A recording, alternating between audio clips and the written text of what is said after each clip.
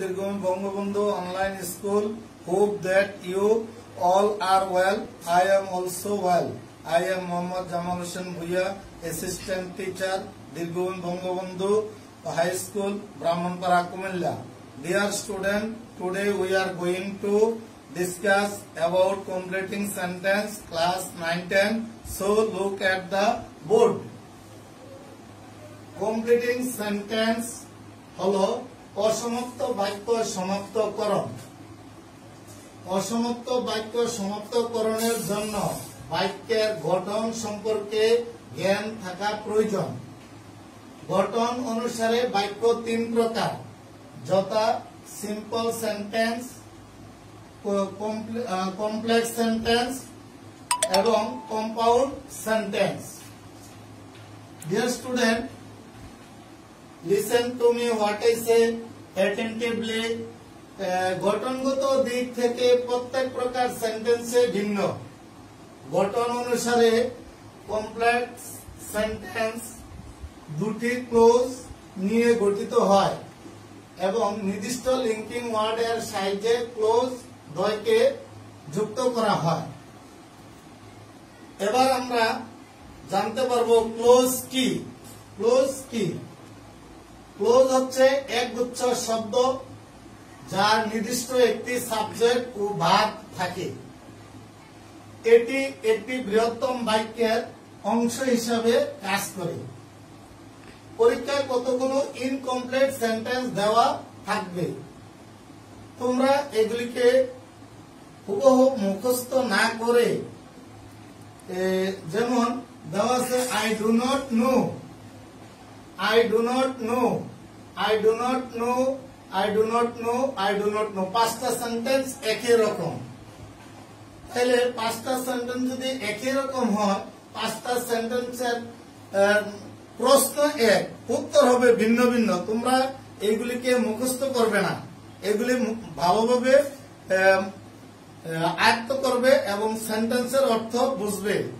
যেমন দেওয়া আছে I do not know, I do not know why he is absent. Why he is absent? Why he is absent? I do not know why. Why he is absent?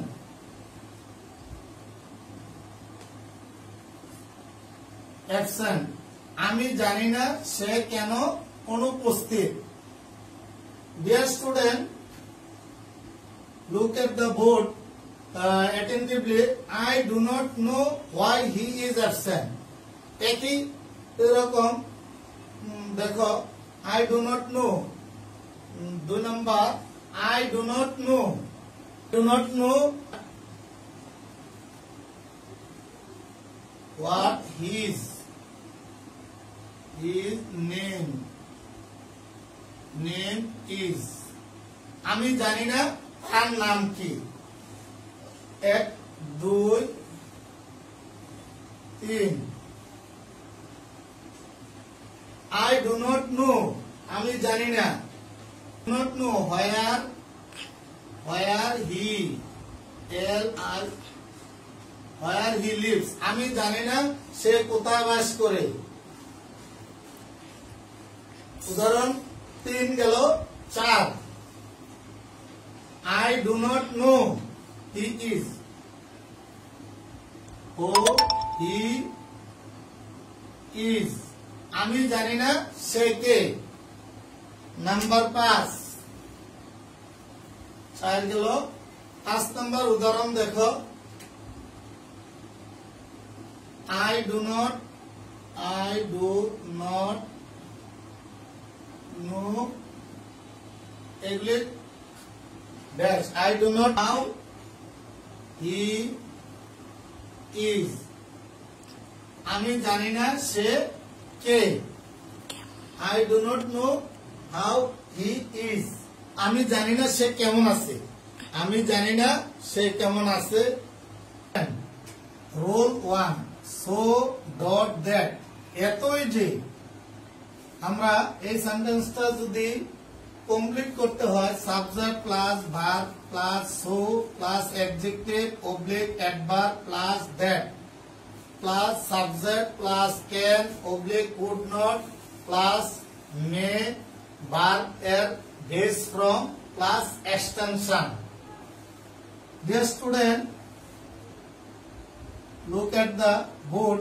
He is so dull that সে এত দুর্বল যে he cannot understand anything সে এত দুর্বল যে সে কিছুই বুঝতে পারে না। he is so dull সে এত দুর্বল that যে he cannot understand anything সে কোনো কিছুই বুঝতে পারে না। নাম্বার 2, উদাহরণ 2, she was so sick that এটার উত্তরটা হলো he can not understand understand anything he cannot understand anything। Number 2, she was so sick that সে এত দুর্বল যে he cannot walk he could not walk she could not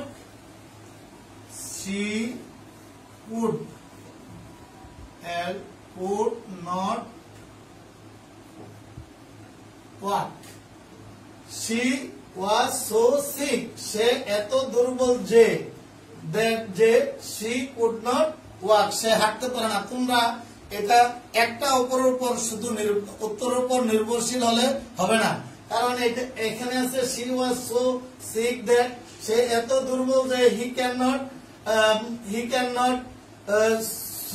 swim সে সাঁতার কাটতে পারে না। he cannot running সে দৌড়াতে পারে না। he cannot stand সে দাঁড়াতে পারে না। তারপর দেখো রোল 2 কোন ইনকমপ্লিট সেন্টেন্সে সো দ্যাট থাকলে এরপর প্রেজেন্ট টেন্স এর ক্ষেত্রে মে অবলিক ক্যান এবং পাস্ট টেন্স এর ক্ষেত্রে মাইট কুড বসিয়ে সেন্টেন্সটি কমপ্লিট করতে হয়। স্ট্রাকচার অনুযায়ী সেন্টেন্স গঠন করতে হবে। স্ট্রাকচারটা আমরা লক্ষ্য করি, subject plus dot plus so that plus subject plus can oblique May oblique could oblique mite plus verb. Look at the board. Incomplete sentence দেওয়া আছে, জামি reads more so that জামি এত বেশি পড়ে যে। জামি reads এটাকে আমরা কমপ্লিট করব, সম্পূর্ণ করব। জামি reads more so that she can get GPA 5 she can get GPA 5 GPA 5 এর এব্রিভিয়েশন হচ্ছে গ্রেড পয়েন্ট এভারেজ। তোমরা খাতায় নোটে উঠে রাখতে পারো। তারপরে দেওয়া আছে incomplete sentence, he works hard so that সে এত বেশি পরিশ্রম করে যে। He pass in the examination he may pass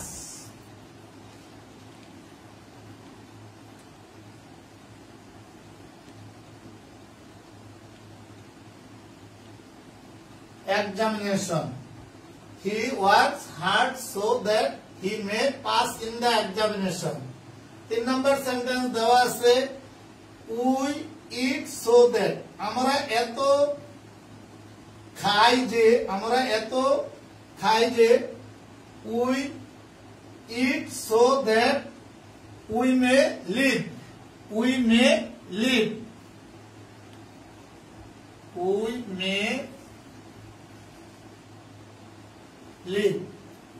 বুঝতে পারছো? আশা করি আজকে যা বুঝাচ্ছি তা সম্পূর্ণ তোমরা বুঝতে পারছো। যদি কোনো সমস্যা বাড়িতে বই দেখবে আর আগামী দিনের ক্লাসে বাকি রুলগুলি পড়াবো। আজকের মতো এখানে শেষ করছি। আল্লাহ হাফেজ।